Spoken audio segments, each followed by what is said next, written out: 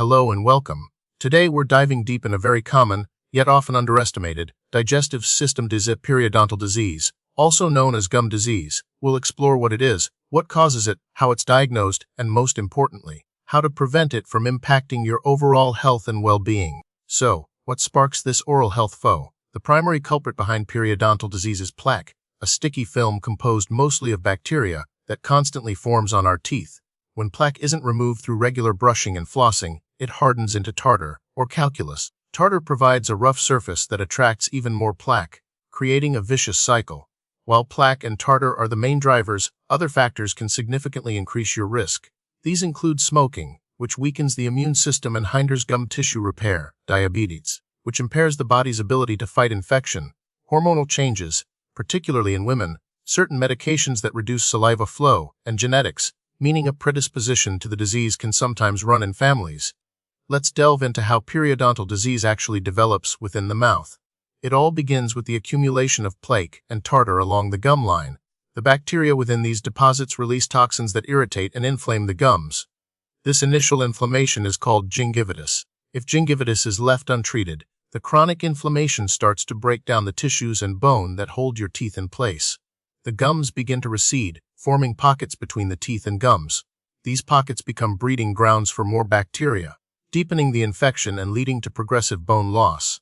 Over time, if still left untreated, the teeth become loose and may eventually need to be extracted.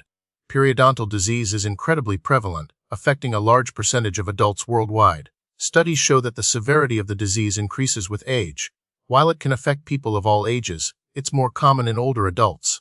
Certain populations are also at a higher risk, including those with poor oral hygiene, smokers, and individuals with underlying health conditions like diabetes. Socioeconomic factors also play a role, as access to dental care can be a significant barrier for some. The signs and symptoms of periodontal disease can be subtle at first, but they become more noticeable as the condition progresses.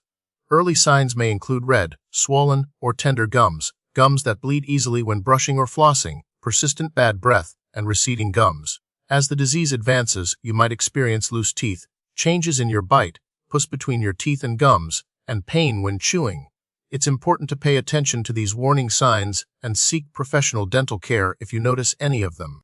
Diagnosing periodontal disease involves a comprehensive dental examination. Your dentist will visually inspect your gums for signs of inflammation and recession. They'll also use a periodontal probe to measure the depth of the pockets between your teeth and gums. These measurements, along with X-rays to assess bone loss, help determine the severity of the disease and guide treatment planning. Early detection is crucial for preventing further damage and preserving your teeth. Periodontal disease has several classifications based on the severity and extent of the condition.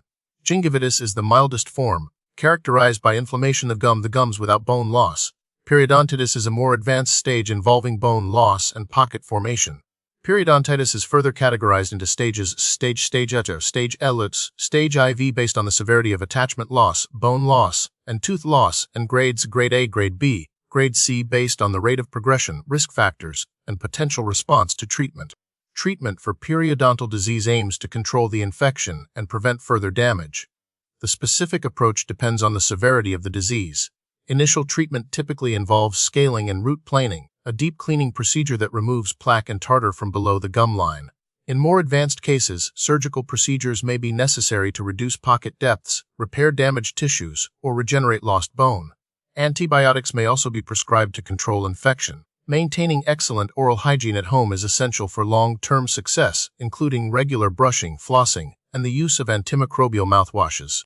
Prevention is key when it comes to periodontal disease. The foundation of prevention is a consistent oral hygiene routine. Brush your teeth at least twice a day with fluoride toothpaste. Floss daily to remove plaque from between your teeth, and use an antimicrobial mouthwash to kill bacteria. Regular dental checkups and professional cleanings are also crucial for detecting and treating early signs of gum disease. Avoiding smoking, managing diabetes, and maintaining a healthy diet can also significantly reduce your risk.